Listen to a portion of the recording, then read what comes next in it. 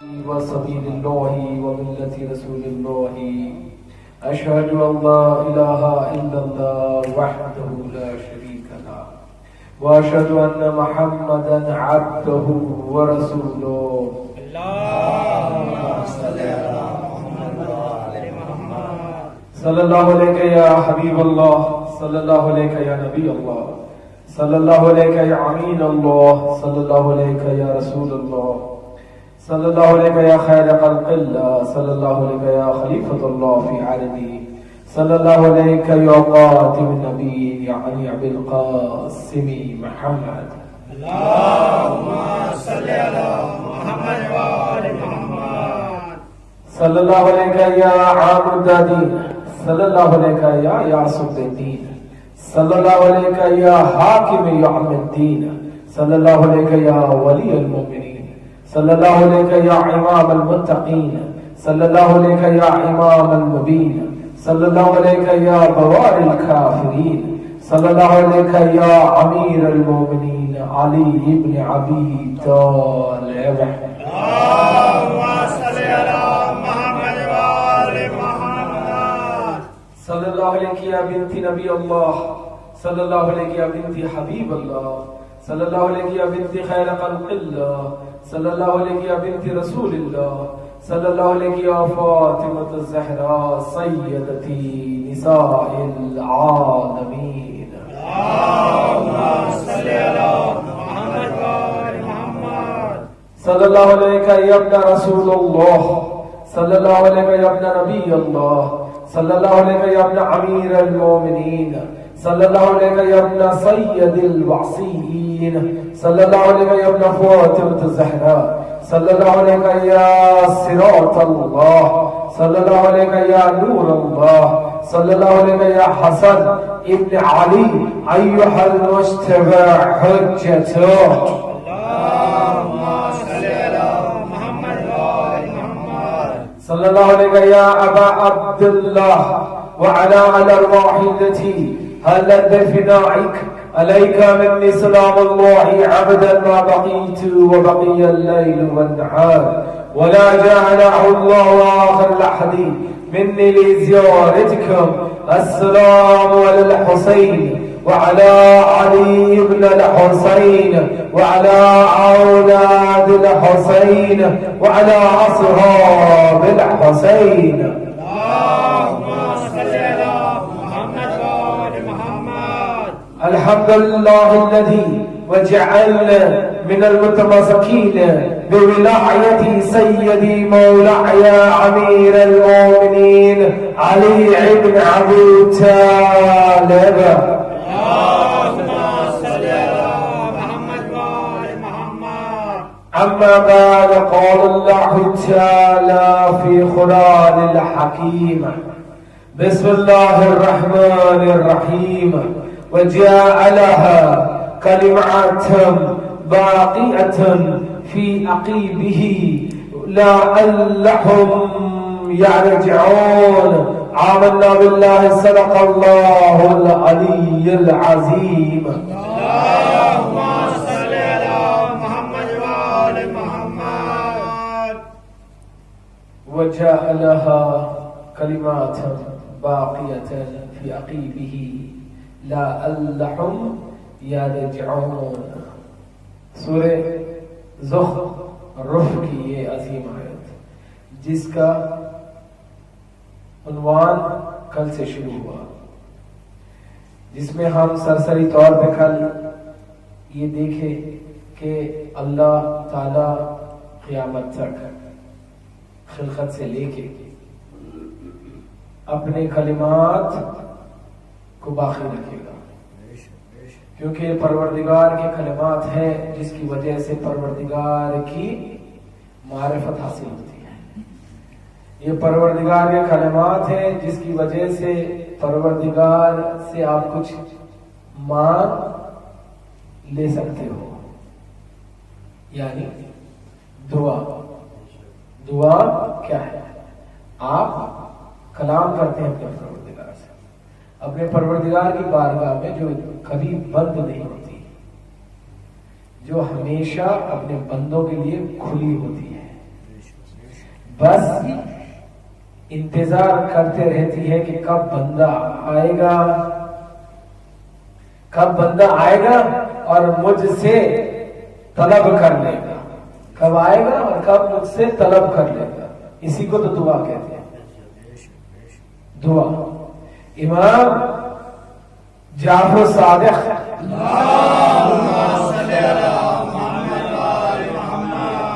علیہ السلام کہتے ہیں کہ اللہ نے خلقت سے لے کے تمہاری موت تک ہر چیز لکھ دی ہے، تمہاری قسمت لکھ دی ہے، بنا دی ہے، ہر چیز اٹل ہے.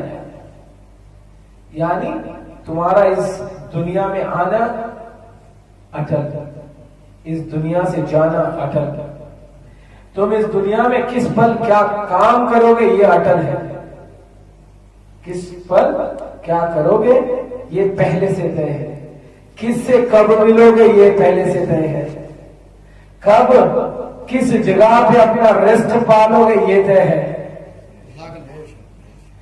اکثر آپ نے سنا ہوگا کہ کوئی آدمی اگر اپنا مقام تبدیل کر دیتا ہے تو کہتے ہیں کہ بھئی میرا وہاں سے آبدانہ اڑ گیا، میرا وہاں سے رزق اڑ گیا، اس لیے میں اس جگہ سے دوسری جگہ منتقل ہو گیا. ویسے ہی جب تمہارا اس دنیا سے رزق اڑ جائے گا تو تم اس دنیا کو چھوڑ کے اپنے رب کے پاس لوٹ جاؤ گے. یعنی ہر چیز پہلے سے طے ہے. یہی بات سفیر امام حسین علیہ السلام، اکثر لوگ حضرت مسلم کا ذکر نہیں کرتے ہیں، مسلم بھی اسی خاندان سے ہے جس سے سارے عالم نکلے. سبحان اللہ. یہ پہلے سفیر حسین تھے جنہوں نے پہلی بار سب میں پہلے تیروں کی چھالوں نے حسین کے بارے میں بتایا. یہ حضرت مسلم جب گرفتار ہوئے، جب ملون نے ان کی موت کی سزا سنائی تو مسلم کہتے ہیں مجھے تھوڑا پانی پلا دو، تو مسلم کے لیے پانی لایا گیا. مسلم اتنے زخمی ہو گئے تھے. دیکھیے اس گھرانے کے علم کی انتہا تھی. ابھی حسین ابن علی مدینے میں ہے، ابھی حسین کربلا کی طرف روانہ نہیں ہوئے، مگر انتظار کر رہے ہیں کہ مسلم خط لکھے، حسین وہ خط پڑھے اور روانہ ہو. ابھی حسین ابن علی کربلا میں نہیں آئے، ابھی مدینے میں ہے. مسلم سے جب ملعون نے مسلم کو شہید کرنے کا حکم دے دیا تو مسلم نے کہا مجھے پیاس لگی ہے، مجھے پانی پلا دو، مجھے پانی پلا دو. تو مسلم کے سامنے پانی کا پیالہ دیا گیا. مسلم نے پہلی بار پانی کو چاہا کہ اپنے ہونٹوں سے لگائے تو مسلم اتنے زخمی ہو چکے تھے، پانی کا ایک قطرہ، خون کا ایک قطرہ اس پانی میں گر گیا. مسلم نے کہا یہ پانی کو تبدیل کر دے، یہ نجیس ہو گیا، یہ پانی کو تبدیل کر دے، یہ نجیس ہو گیا. آپ سوچ رہے ہوں گے کہ میں مسلم کی اس روایت کو کیوں بیان کر رہا ہوں. میرا موضوع ہے کلمات الہی، اور وہ سارے کلمات الہی کا مجموعہ ہے حسین ابن علی. یہ ہمارا عنوان ہے، یہ موضوع ہے. اس واقعے کا اس موضوع سے کیا لینا دینا؟ مسلم کہتے ہیں یہ پانی نجیس ہو گیا، اس پانی کو تبدیل کر دیا جائے. پانی تبدیل کیے. دوسری بار پھر مسلم نے چاہا کہ پانی پی لے، پانی پھر نجیس ہو گیا، پھر اس میں خون کا خطرہ گر گیا. ایسا 3 بار ہوا. تیسری بار مسلم کہتے ہیں شاید اس کائنات سے میرا آبادانہ ختم ہو گیا. اور پھر کہتے ہیں دیکھیے عظیم، یعنی ان گھرانے کی عظمت کو سمجھیں. امام تو خیر امام ہوتا ہے، امام تو خیر امام ہوتا ہے، مگر امام کے گھر سے نسبت رکھنے والے بھی کس مقام پہ رہتے ہیں یہ دیکھیے. ارے حیدری،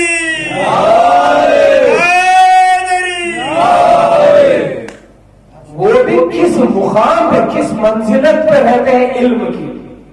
کہتے ہیں مسلم شاید مجھے لگتا ہے کہ اس کائنات سے میرا رزق اللہ نے بند کر دیا، اور شاید مجھے لگتا ہے کہ اللہ مجھے کوئی ایسا ایسی حکمت بتانا چاہتا ہے جس کی نسبت ابھی حسین کہاں پر ہے؟ مدینے میں.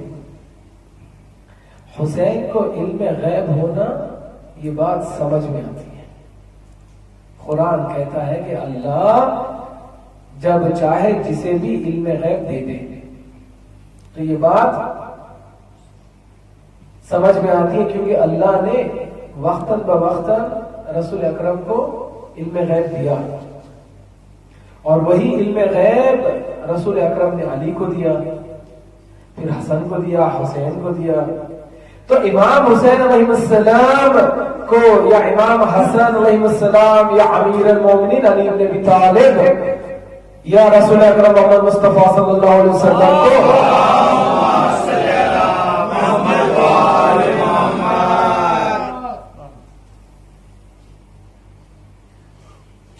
علم غیب دیا. یہ بات سمجھ میں آتی ہے قرآن میں. مسلم کہتے ہیں شاید اس میں کچھ حکمت ہے پروردگار کی، کہ پروردگار چاہتا ہے کہ میرے سے کلام کرے. پروردگار چاہتا ہے کہ میرے سے کلام کرے. پریشان نہ ہو، کلام کا یہ مطلب نہیں کہ ڈائریکٹ ڈائلاگ ہو. کلمات کئی نیچر کے ہوتے ہیں، کئی قسم کے ہوتے ہیں کلمات. کہتے ہیں اس میں کوئی نہ کوئی حکمت ہے، اور میں سمجھتا ہوں اس حکمت کا راز حسین بن علی ہے. مجھے لگتا ہے، مسلم کہتے ہیں مجھے لگتا ہے شاید اللہ چاہتا ہے کہ میں پیاسا ہی، اللہ چاہتا ہے میں پیاسا ہی. ابھی حسین مدینے کو نہیں چھوڑے، ابھی حسین پہ پانی بند نہیں ہوا، ابھی حسین ابن علی پہ پانی بند نہیں ہوا، ابھی حسین کربلا نہیں پہنچے. لیکن مسلم کہتے ہیں شاید اللہ مجھے اس میں کچھ حکمت بتانا چاہتا ہے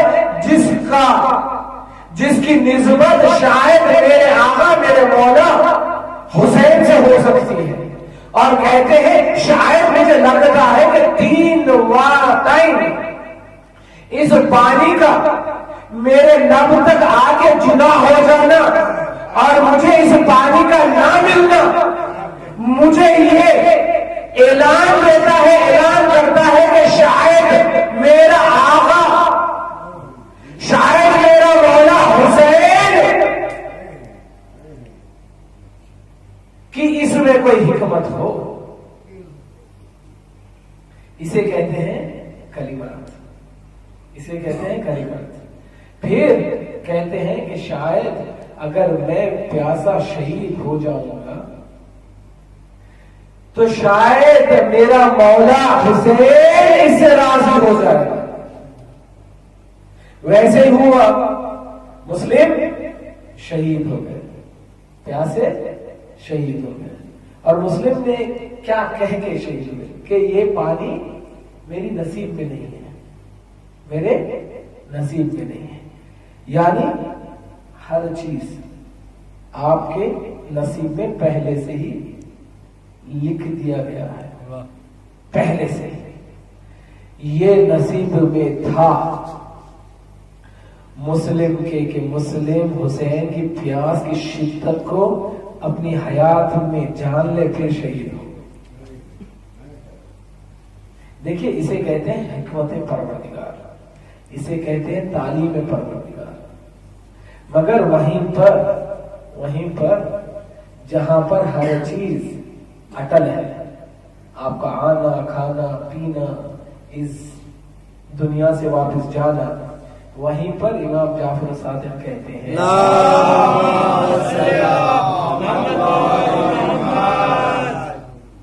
وہیں پر امام جعفر صادق کہتے ہیں کہ دعا ایک وہ عظیم شے کا نام ہے جس کی وجہ سے اللہ تمہارے جو اٹل نصیب ہے اس کو بھی تبدیل کر دیتا ہے. اٹل جو تمہاری اللہ نے نصیب میں لکھ دیا کہ بھئی تم کو یہی کرنا ہے. امام جعفر صادق کہتے ہیں وہ بھی اللہ تبدیل کر دیتا ہے اگر تم دعا مانگو. تم دعا مانگو. پھر کہتے ہیں میرے دادا امام زین العابدین کہتے تھے کہ اگر دعا مانگنا ہے تو اس کا سلیقہ سیکھ لو. دعا مانگنا ہے تو اس کا سلیقہ سیکھ لو. کہتے ہیں دعا مانگنا ہے تو دعا سے پہلے ہم آل محمد پہ صلوات بھیجو.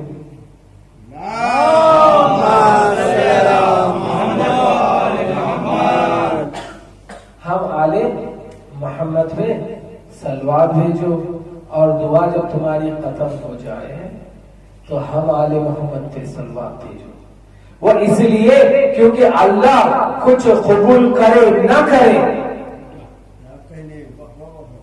کہتے ہیں اللہ کچھ قبول کرے یا نہ کرے ہمارے پر درود و سلام قبول کرتا ہے.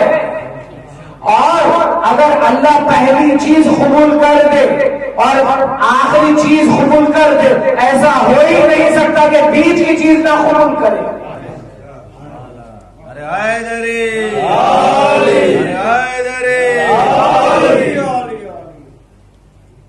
ایسا ہو ہی نہیں سکتا کہ بیچ کی چیز قبول نہ کرے. ہم آل محمد پہ صلوات بھیج کے اگر دعا مانگو تو دعا ضرور قبول ہوتی ہے. پھر کہتے ہیں ہم آل محمد سارے کے سارے سفینۃ النجات ہے. ہم آل محمد امام صلوات کا مرتبہ سمجھا رہے ہیں کہ اللہ صلوات جیسے قبول کرتا ہے بیچ کا حصہ بھی قبول کر لیتا ہے. اور کہتے ہیں کہ ہم آل محمد سفینۃ النجاح ہے. سارے علی مرتضیٰ سے لے کے امام زمانہ تک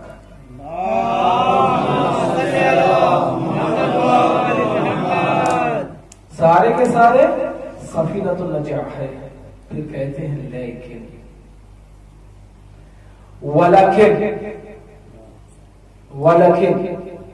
ہم سب میں، یہ میں نے کہہ رہا، باخودہ میں نہیں کہہ رہا، یہ میں نہیں کہہ رہا، یہ میرا عقیدہ ہے کیونکہ میرے امام نے یہ کہا. اور کس نے کہا؟ میرے جد نے کہا. میں عابدی ہوں، امام زین العابدین کی اولاد میں سے ہوں. یہ میرے جد نے کہا. کیا کہا امام زین العابدین نے؟ کہا کہ ہم سارے کے سارے سفینۃ النجاح ہے. امام زین العابدین اپنے بارے میں کہہ رہے ہیں، اپنے بابا کے بارے میں کہہ رہے ہیں، چچا کے بارے میں کہہ رہے ہیں، دادا کے بارے میں کہہ رہے ہیں، اور اپنی اولاد کے بارے میں کہہ رہے ہیں جو آنے والے 12. ہم سارے کے سارے سفینۃ النجاح ہے. ولیکن میرا بابا، ولیکن میں نے کمپیئر کر رہا ہوں، میں कंपेयर कर रहा, और खौल वैसी पढ़ना चाहिए जैसा बयान किया गया, खौल वैसी पढ़ना चाहिए जैसा मासूम ने बयान किया, क्योंकि मासूम कहते किसे हैं? जिससे तर्क औलाद तक ना हो, जिससे मासूम कहते किसे हैं? जिससे तर्क औलाद तक ना हो। यानी मासूम का पहले अव्वल तो इंसान को मासूम का मतलब समझना चाहिए। मासूम कहते उसे हैं जिसके इख्तियार में हो, अरे जिसके इख्तियार में हो गुनाह कर सके। मासूम ऊपर से नहीं होता है, मासूम ऊपर से लिख के नहीं आता है, ये इमाम आए थे ऊपर से, मगर ये मासूम अपने किरदार से बने। ये एक बहुत बड़ी तवील बहस है। अगर ये मासूम अल्लाह की तरफ से आते तो फिर इनका कोई क्रेडिट ही नहीं होता। ये मासूम, मासूम कहते किसे हैं? मासूम उसे कहते हैं जिसके इख्तियार में, जिसकी अथॉरिटी में, जिसकी खुदरत में गुनाह करने का मादा हो, फिर भी तक औलाद ना हो, उसे मासूम कहते हैं। फिर भी जिसे तर्क औलाद तक ना हो उसे मासूम कहते हैं। तो इमाम सज्जाद कहते हैं कि हम अहले बैत पे, आले मोहम्मद पे दुरूद और सलाम भेज के अगर बीच में अपनी हाजात रखोगे तो अल्लाह कबूल करता है, क्योंकि हम अहले बैत सफीनत नजा है। वलकिन मेरा बाबा, वलकिन मेरा बाबा, हम सब अहले बैत हैं। कौन कौन आ गए? सारे आ गए, आए या नहीं? सारे आए ना, आले आले मोहम्मद में सारे आ गए। कहते हैं वलकिन मेरा बाबा, हम सारों से सब में तेज, हम सारे में सारे सफीनत नजात है। वलकिन बाबा हुसैन, हम सारे अहले बैत में सब में तेज रफ्तार वाली नजात है।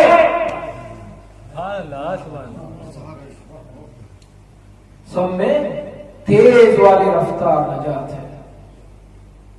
ये वो नजात है जिसका नाम दुआ करने से पहले इंसान सोचता है, उधर अर्श आला पे अल्लाह कहता है, ऐ फरिश्तों, दुआ के लिए मैं कहूंगा तुम आमीन कहना। ये मर्तबा है हुसैन इब्न अली का, ये मर्तबा है हुसैन इब्न अली का। अपने घर से रिवायत नहीं पढ़ रहा, कहते हैं हम सारे के सारे अहले बैत सफीनत नजा है। वलकिन हम सब में तेज रफ्तार वाली कश्ती हुसैन इब्न अली है। सब में तेज, सारों में तेज। अब इन सारों में आपका गुमान में, आपकी फिक्र में जिसका भी नाम आ जाए, कहते हैं हम सब में, ये सब में तेज है। कौन? हुसैन इब्न अली। और वहां रसूल कहते हैं इस आयत का मतलब ही हुसैन है। कौन सी आयत? कलिमात इलाही। अल्लाह कहता है मेरे कलमा में बचा के रखूंगा। किस में बचा के रखूंगा? इसकी जुर्रियत में। अब जिसकी जुर्रियत में अल्लाह अपने सारे कलमात बचा के रखे, सोचे उस हुसैन इब्न अली का मर्तबा क्या होगा। हैदरी,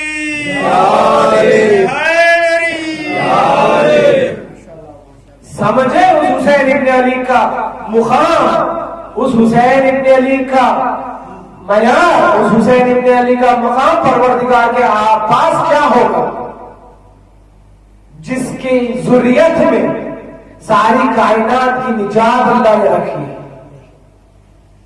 इमाम ज़मान आए तो निजात देंगे या नहीं? کیسے دیں گے؟ کیسے دیں گے؟ امام زمانہ جب آئیں گے تو ایک سورہ ہے جس کی تعبیر ہو جائے گی، جس کی تفسیر ہو جائے گی.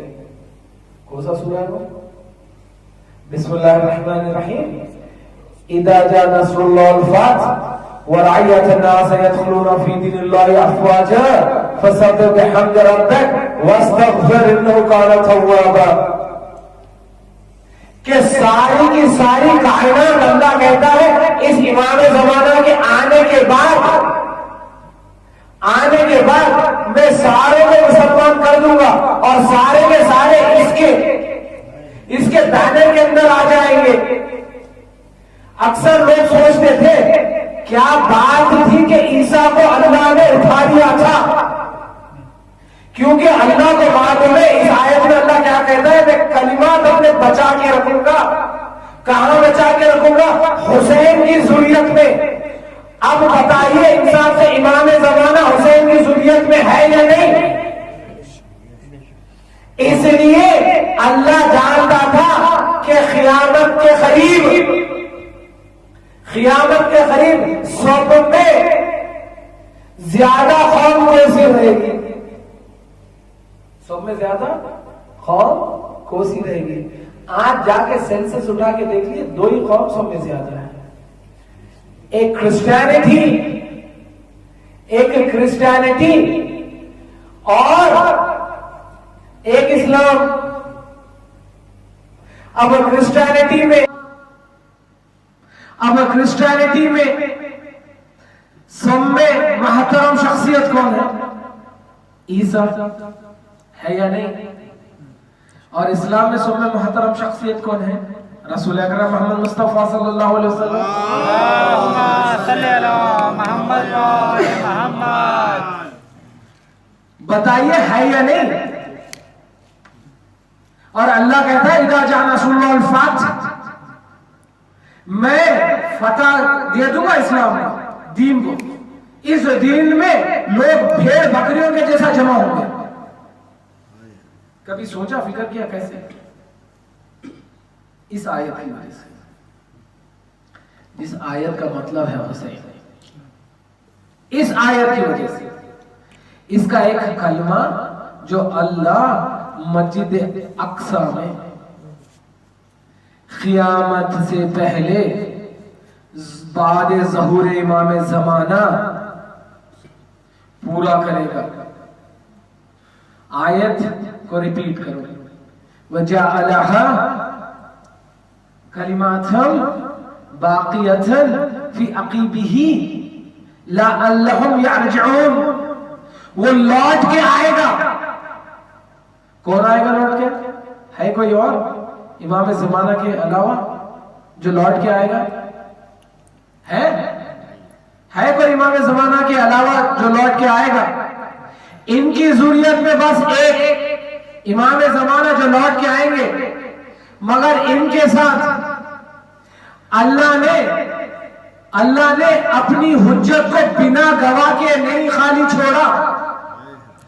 رسول جب حجت بن کے آئے تو رسول کے لیے ایک گواہ چھوڑا تھا.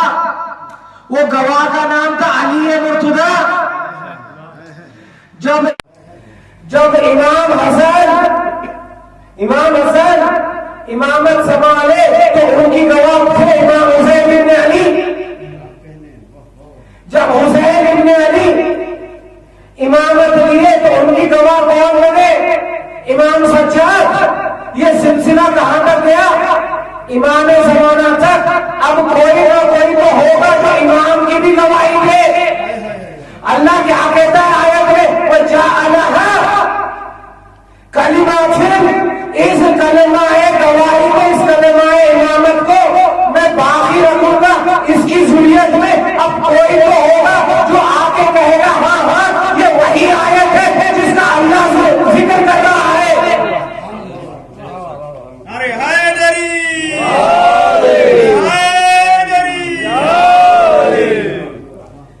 بات سمجھ میں نہیں آئی، میں باتیں کر دیتا ہوں، پھر حسین سمجھ میں آ جائے گا.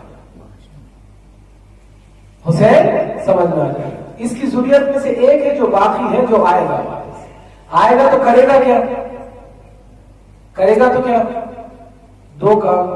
ایک حسین کے خون کا بدلہ لے گا، اور دوسرا اس کائنات کو امن سے بھر دے گا.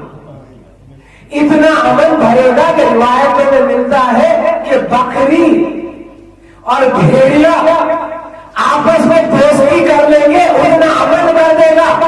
کون کرے گا؟ حسین کا بیٹا کرے گا.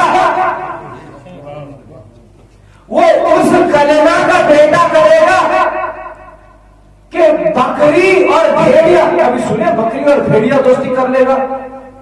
جائیے رسول اکرم نے علامات ظہور امام زمانہ بتایا ہے. کہہ رہے ہیں کہ جب آئے گا تو اتنا امن بھر دے گا، اب آنے سے پہلے اتنا خوف رہے گا. کائنات میں خوف طاری رہے گا. بھائی اپنے بھائی سے پرہیز کرے گا، تقیہ کرے گا، الفاظ ورڈ تقیے گا کہ بھائی اپنا ایمان اپنے بھائی سے خود سے چھپائے گا. اتنا ایک دوسرے کا مطلبی اور دشمن زمانہ ہو جائے گا. اس زمانے میں اس کلمے کا ایک وارث آئے گا، آگے اس دنیا کو امن سے بھر دے گا.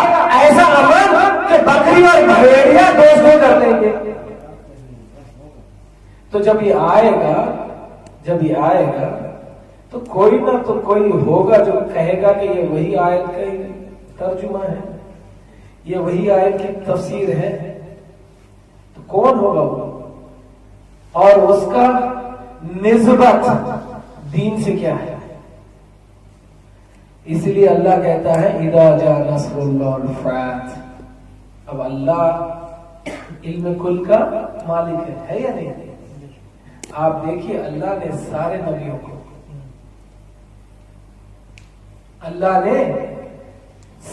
نبیوں کو مانس دے دی یا نہیں؟ حتیٰ کہ پیارے نبی رحمت للعالمین کو بھی دے دی. مگر اللہ جانتا ہے کہ جب یہ کلمات کا ایک باقی آئے گا تو اس قوم، اس کے ماننے والے، اور ایک اور ہے جس کے ماننے والے بہت ہوں گے. ایک اور ہے اس کے ماننے والے بہت ہوں گے. وہ کون ہے؟ جائیے دیکھیے، سینسر دیکھیے. اس کائنات میں دو ہی دین سب میں ہے بڑھ کے پھیلے ہوئے. ایک اسلام، ایک نصرانی کرسچینٹی. اسلام کی عظیم شخصیت کا نام محمد، اس کا نواسا حسین ابن علی. آئے کہتے ہیں اس کی ذریت سے ایک آئے گا جو ساری کائنات میں میرا امن و چین پھیلا دے گا، ساروں کو دین اسلام پہ لا دے گا، ساروں کو دین اسلام پہ لا دے گا. پھر اللہ کہتا ہے اس کی میں مدد کروں گا. کس سے کروں گا؟ اس سے کروں گا جس کے ماننے والے اس زمانے میں سب سے زیادہ رہیں گے. اس لیے کہا عیسیٰ ابھی تیرا کام باقی ہے، واپس آ جاؤ پر.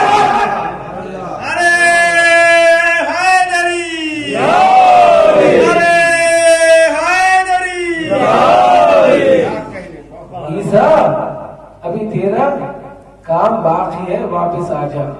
جب مسجد اقصی میں اس کلمے کا بیٹا پہنچے گا تو عیسیٰ آ جائیں گے اور کہیں گے، جب امام زمانہ عیسیٰ سے کہیں گے یا نبی اللہ نماز پڑھائیے، یا نبی اللہ نماز پڑھائیے. تو عیسیٰ پلٹ کے کہیں گے یا امام زمانہ میں آپ کے ہوتے ہوئے نماز نہیں پڑھا سکتا. یا امام زمانہ آپ نماز پڑھائیے، آپ نماز پڑھائیے. آپ امام ہیں، آپ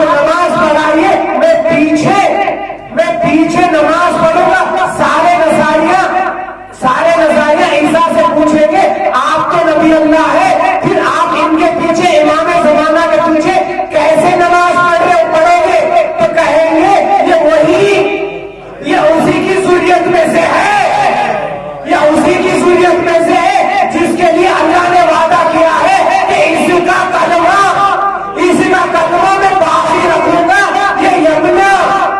یہ ابن رسول اللہ ہے، یہ نماز پڑھائے گا، تم سارے اس کی ہاتھ میں بیعت کر لینا، تبھی تو اللہ کہے گا اذا جاء نصر اللہ والفتح ورأیت الناس يدخلون فی دین اللہ۔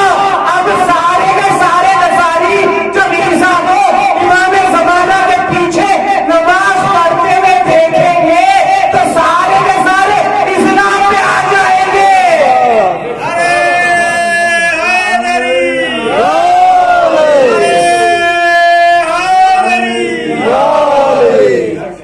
سارے کے سارے اب سمجھ میں آئی اللہ کتنی بڑی حکمت کا نام ہے۔ اللہ حکمت کا نام ہے، اللہ حکمت کا نام ہے۔ اسی حکمت کی وجہ سے اللہ نے عیسیٰ کو اوپر اٹھا لیا۔ اللہ جانتا تھا کہ ایک وقت آئے گا جب عیسیٰ کی صورت پڑے گی کہ وہ آئے گا اور امام زمانہ کی گواہی دے گا۔ اسی کا تو مطلب ہے اس آیت کا، وَجَعَلَهَا كَلِمَةً بَاقِيَةً فِي عَقِبِهِ لَعَلَّهُمْ يَرْجُعُونَ۔ لوٹ کے آئے گی اس کی ذریت، لوٹ کے آئے گی ذریت۔ کیوں؟ کیا اتنا عظیم مرتبہ ہے حسین کا؟ کیوں ہے اتنا عظیم مرتبہ حسین کا؟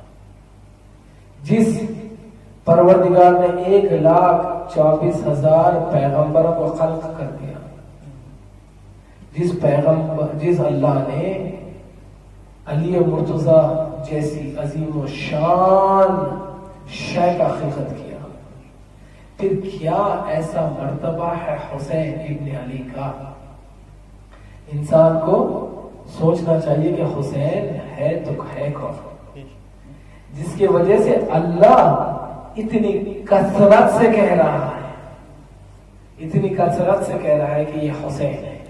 رسول سے اپنی رسول کی ساری زندگی بس کام لیا اللہ، تو جب بھی وقت ملا، جب بھی موقع آیا، رسول نے کہا، اللہ کہتا ہے یہ حسین ہے۔ کون ہے حسین؟ اسی بات کو، اسی آیت کو پیش کرنے کے لیے میں آج سے حسین ابن علی کے ایک قول کی نقل کروں گا، وہ قول جو حسین نے ان دونوں آیتوں کی وجہ سے کہا ہے، جس کی وجہ سے انسان کو حسین کا مرتبہ سمجھ میں آ جائے گا، جس کی وجہ سے حسین ابن علی کے بیٹے کے پیچھے عیسیٰ نماز پڑھیں گے، جس کی وجہ سے حسین ابن علی کے بیٹے کے پیچھے عیسیٰ نماز پڑھیں گے۔ حسین کہتے ہیں جب حسین مدینہ چھوڑ رہے تھے تو ساروں نے کہا، یا حسین ابن علی آپ مت جائیے، کوفے کے حالات اچھے نہیں ہیں۔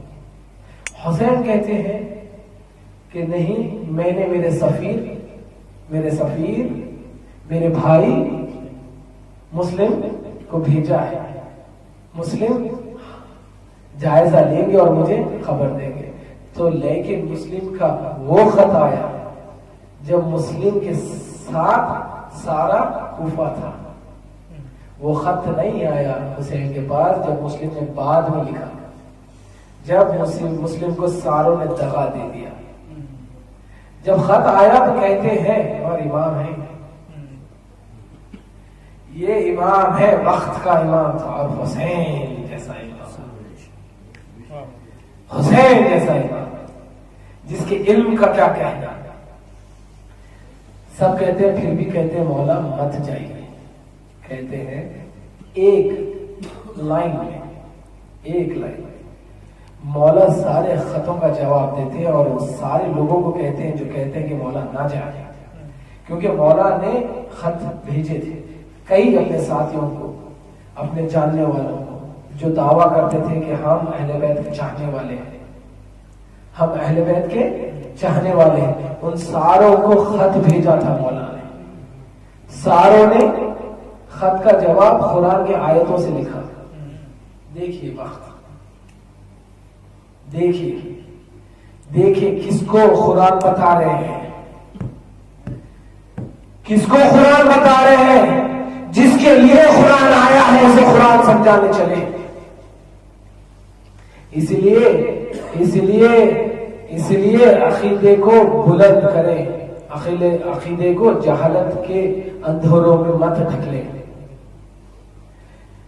عقیدے کو جہالت کے اندھیروں میں مت ڈھکلیں. کس کو جواب دے رہے ہیں قرآن سے؟ اسے جس کے لیے قرآن آیا ہے، اسے جسے نبی نے گلی میں مدینے کی بتایا تھا کہ سب میں عزیز یہ ہے میرے. ایک دن نبی ان کے گھر پہ جب دستک ہوئی تو نبی صلی اللہ علیہ وسلم گھر کے باہر آئے تو نبی کی ابا میں کچھ چھپا ہوا تھا. نبی کے ابا میں کچھ چھپا ہوا تھا.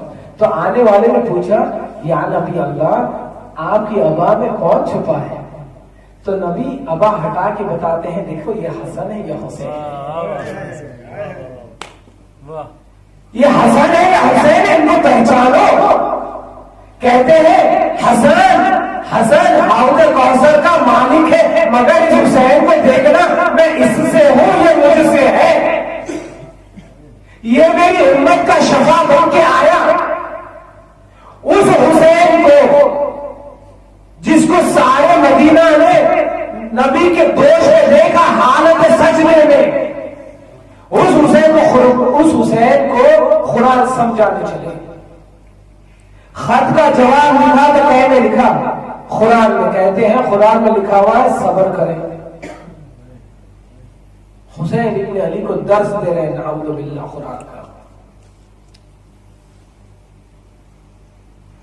قرآن کا درس دے رہے ہیں. تو حسین نے ساروں کا جواب ایک لائن میں دیا. اسی لائن کو آج پڑھوں گا انشاءاللہ. حسین کہتے ہیں ان الحیات. کیوں اللہ حسین کو کہتا ہے یہ کلمات اللہ ہے؟ حسین ابن علی کلمات پروردگار ہے. کہتے ہیں ان الحیات، ان الحیات عقیدہ، ان الحیات عقیدہ و جہاد. کتنے الفاظ ہیں؟ ان الحیات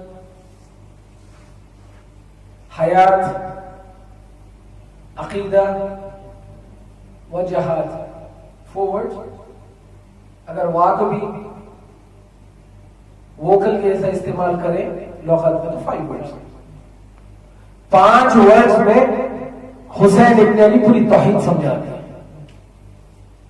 صرف 5 کلمات میں تبھی تو یہ مجمع کلمات الہی بنے. حسین کہتے ہیں ان الحیات عقیدہ و جہاد. بس اتنا جواب دے کے حسین چلے گئے. آج تک اس جواب کا سارے عرفا ریسرچ کر رہے ہیں کہ حسین کہنا کیا چاہتے ہیں. ایک لائن میں حسین نے ساری توحید بیان کر دی. کیا کہتے ہیں؟ حیات. سرکمسٹانسز دیکھیے جس سرکمسٹانسز میں حسین نے یہ کہا. بور تو نہیں ہو رہے آپ لوگ؟ بور تو نہیں ہو رہے؟ سرکمسٹانسز دیکھیں. ان الحیات عقیدہ و جہاد. حیات پوری حیات عقیدے اور جہاد کے بیچ میں ہے. کیا لائن ہے؟ قربان جائے اس علم پہ، قربان جائے اس علم پہ. اور کس سرکمسٹانسز میں حسین سے کہہ رہے ہیں آپ مت جائیے، جائیں گے تو شاید آپ قتل کر دیے جائیں گے. حیات بچا لیجئے. کس کو کہہ رہے ہیں؟ حسین. پھر کسی نے لکھا صبر کرنے والا کے ساتھ اللہ ہوتا ہے. کسے کہہ رہے ہیں؟ سید الشاذلین. کسے کہہ رہے ہیں؟ یا ابا عبداللہ حسین کو کہہ رہے ہیں صبر کرنے کے لیے. صبر کنیز ہے حسین. پھر کسی نے لکھا اللہ کہتا ہے وہ خود مددگار ہے, وہ خود آپ کی مدد کرے گا, خود آپ کی مدد کرے گا, صبر کرے. تو ان سرکمسٹانسز میں حسین نے 5 الفاظ میں ساروں کو جواب دے دیا, کہہ دیا ان الحیات عقیدہ و جہاد.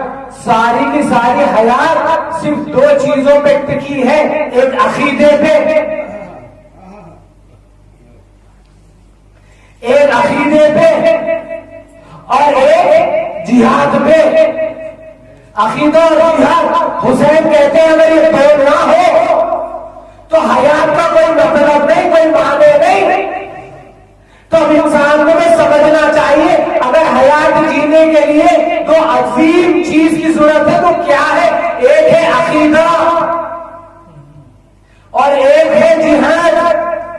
اب یہ دونوں چیزوں کو سمجھانے کے لیے تو حسین گئے تھے کربلا میں, جا کے دیکھیے اصحاب کا عقیدہ دکھ رہا تھا, حسین کی جہاد دکھ رہی تھی. کیا تھا منظر کربلا میں؟ اصحاب کا عقیدہ حسین تھے. کیا حسین کے ساتھ حق ہے؟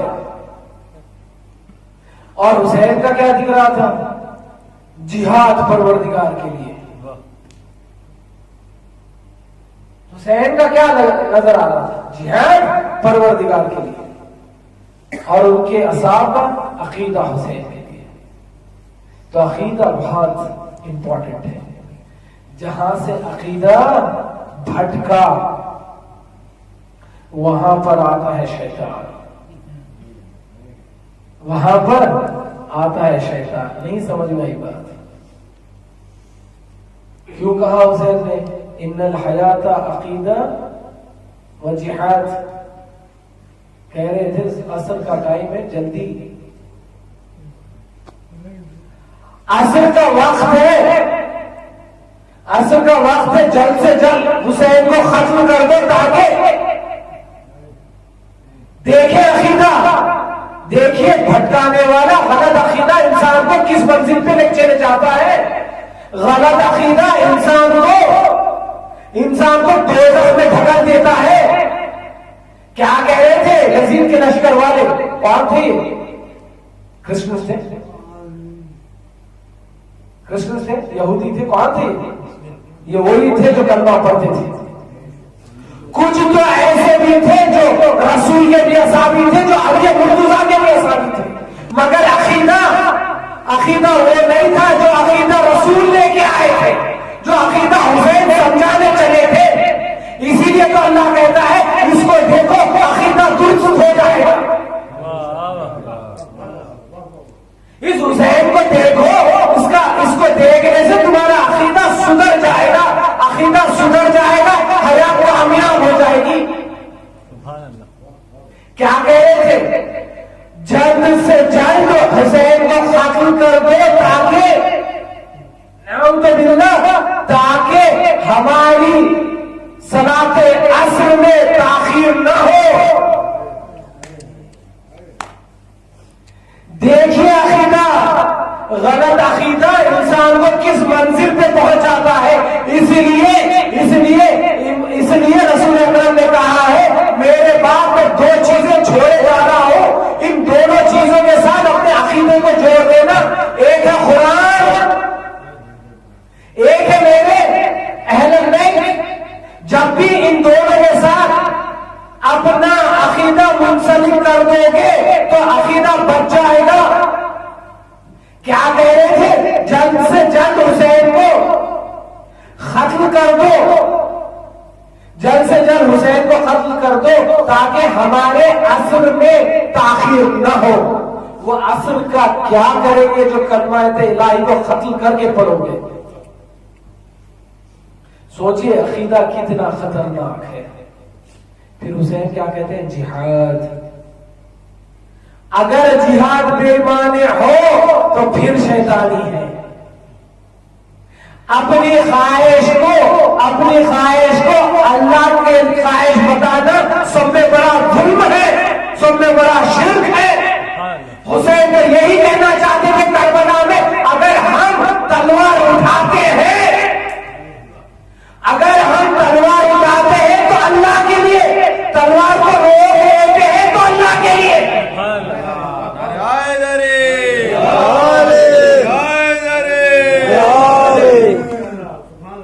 پانی غم حسین میں بہنے کا سبب ہے۔ کرتے ہیں لوگ آگ پہ ماتم، بسط عذاب لوہے کی ہر صدا پہ ہوتی ہے مرتضب۔ برش عذابی خاک پہ بچتا ہے روز شب، چاروں پہ راج ہے تو مشرقین کا، دراصل زندگی پہ قبضہ ہے حسین ابن علی کا۔ زندہ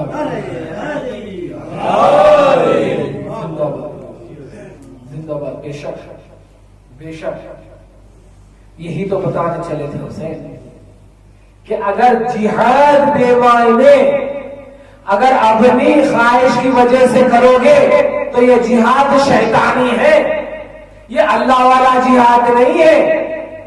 اگر عقیدہ اپنی منمانی سے عقیدہ پالو گے، اپنے رسومات سے عقیدہ پالو گے تو یہ عقیدہ شیطانی ہے، اللہ والا نہیں ہے۔ اس لیے سارے نظام خلقت کو حسین نے 5 الفاظ میں سمجھا دیا۔ الحیات ان الحیات عقیدہ و جہاد۔ کہتے ہیں ہم اگر تلوار اٹھاتے ہیں تو اللہ کے لیے، تلوار روکتے ہیں تو اللہ کے لیے۔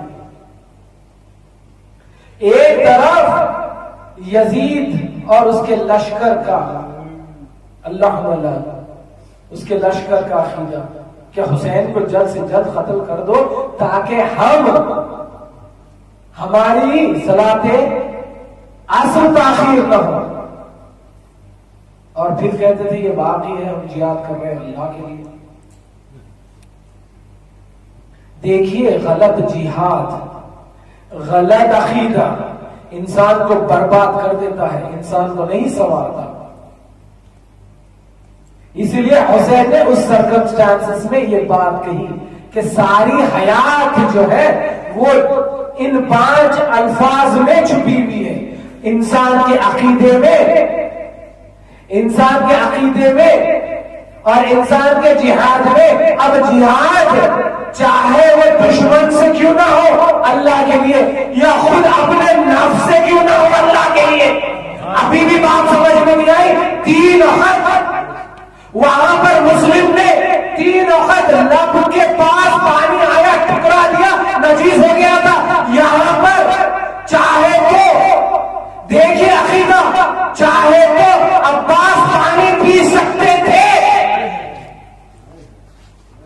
دیکھیے وفادہ عقیدہ، دیکھیے حسین پہ اطمینان، دیکھیے حسین پہ بھروسہ،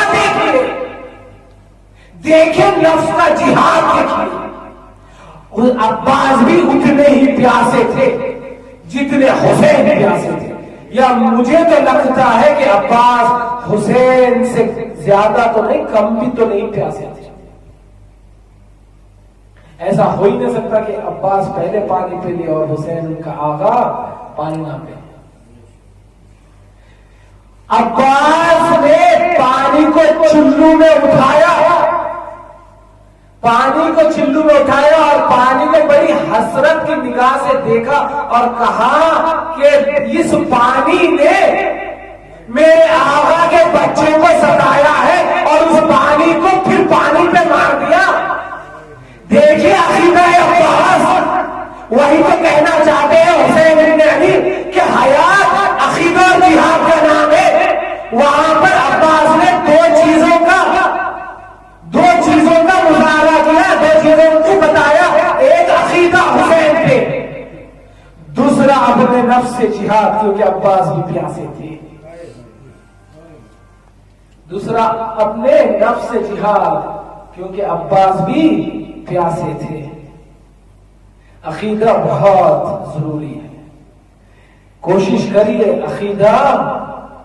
عقیدہ پڑھ کے سمجھ کے قرآن کو جانچ کے یا ان سے سیکھیں جن کو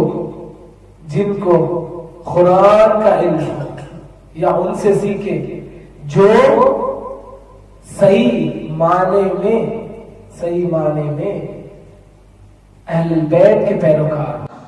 عقیدہ ان سے مت سیکھیے جو اپنی خوشنودگی کے لیے عقیدے کا مظہر بنے جاتے ہیں. عقیدہ اپنا بتاتے جاتے ہیں تاکہ ان کی تعریف ہو جائے, ان کی خوشنودگی ہو جائے. ان سے مت سیکھیے عقیدہ سیکھے تو اہل بیت سے سیکھے. یہ عقیدے کا چکر ہے, یہ سارا پرابلم عقیدے کا ہے. یہاں پر حسین کے خلاف کہہ رہے تھے کہ نماز عصر میں تاخیر ہے, حسین کو جلدی قتل کر دے تاکہ نماز پڑھ لے. وہاں پر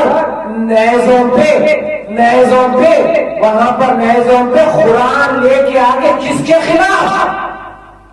ارے جس کی مدح کرتی ہے قرآن, ارے جس کے لیے آئی ہے قرآن. علی کہتے ہیں ارے اس عقیدے کے پیچھے مت جاؤ, ارے وہ قرآن ہے تو میں ناطق قرآن ہوں. مگر علی کے ساتھ ہی علی کے خلاف تلوار نکال لی اور کہنے لگے آج ہم آپ سے جہاد کریں گے. نعوذ باللہ. کس سے جہاد کریں گے؟ ید اللہ سے, عین اللہ سے, لسان اللہ سے, وجہ اللہ سے جہاد کریں گے. دیکھیے عقیدہ انسان کو کہاں لے کے جاتا ہے. یہ جھوٹا عقیدہ تھا قرآن پہ. اگر سچا عقیدہ ہوتا تو علی کی بات مان لیتے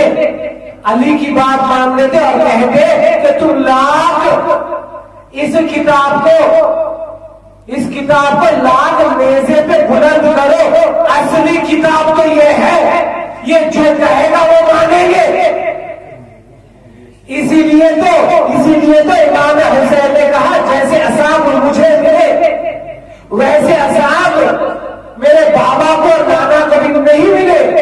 کیونکہ جب حسین نے عباس کو کہا کہ اے عباس کیا سوچا, تو عباس کہتے ہیں مولا سوچنا کیا ہے, آپ حق ہو. پھر ایک 72 کا عقیدہ دیکھیے. علی اکبر سے حسین کہتے ہیں میرے لال ہم کربلا جا رہے ہیں, وہاں پر ہم سب مارے جائیں گے. سنیے جواب. کہتے ہیں بابا موت چاہے ہمارے پر آئے یا ہم موت میں جائیں, بابا یہ تو بتائیے کہ حق پہ رہیں گے. حسین کہتے بیٹا حق وہاں ہے جہاں میں ہوں. تو پھر اکبر کہتے ہیں تو پھر کیا سوچنا بابا, چاہے موت ہم پہ آئے یا ہم موت پہ جائیں. یہ ہے عقیدہ سیکھے, عقیدہ شعور سے سیکھے. اپنے رسومات کو عقیدہ نہ بنائیں. اپنے رسومات کو عقیدہ بنانے سے انسان جہنم کی آگ لے لیتا ہے. یہ نصیری کا عقیدہ تھا جس کی وجہ سے نصیری کو خود علی نے دشمن جانا. محبت تھا نا, عقیدہ تھا اس کا عقیدہ تھا. کہنے لگا مولا ہم نے آپ کو دیکھا آپ حیات بھی دیتے ہیں موت بھی دیتے ہیں, یہ دونوں صفات نعوذ باللہ اللہ کے ہیں, یہ دونوں صفات آپ میں ہیں. اب ہمارا عقیدہ اور پختہ ہو گیا, ہم نصیری بن گئے, آپ ہمارے نعوذ باللہ خدا ہے. علی نے کہا تیرا عقیدہ جہنمی ہے. اس لیے عقیدہ ان سے سیکھیے جس کو اللہ کہتا ہے یہ میرا کلام ہے, یہ میرا کلام ہے. اسی کلام کو دیکھ کے 113 ایسے تیار ہوئے آنے والے وقت میں, یا ان سے پہلے کوئی ان جیسا صاحب نہیں بنا. جب حسین ابن علی نے اپنی کینڈل کو بجھایا اور کہا کہ شاید تم کو شرم آتی ہوگی، شاید تمہیں شرم، دیکھیے عقیدہ حسین کے ساتھیوں کا عقیدہ دیکھیے حسین کا طرز دیکھیے حسین کا طرز، کہتے ہیں شاید تم میرے سے شرم کھاتے ہوں گے، اس لیے لوگ میں اندھیرا کیے جاتا ہوں، اس اندھیرے میں جس کو جانا ہے چلے جانے۔ جب پھر سے حسین نے روشنی کی تو دیکھا کہ سارے کے سارے اصحاب وہیں بیٹھے ہیں، کہتے ہیں کیوں نہیں گئے؟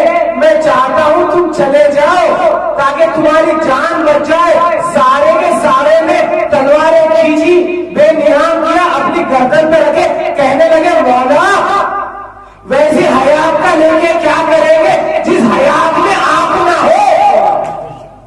اب بھی بات سمجھ میں نہیں آئی، اللہ کیا کہتا ہے وَجَعَلَهَا كَلِمَاتٍ بَاقِيَةٍ فِي عَقِبِهِ لَعَلَّهُمْ يَرْجِعُونَ۔ یہ میرا کلمہ ہے جس کی وجہ سے میری توحید،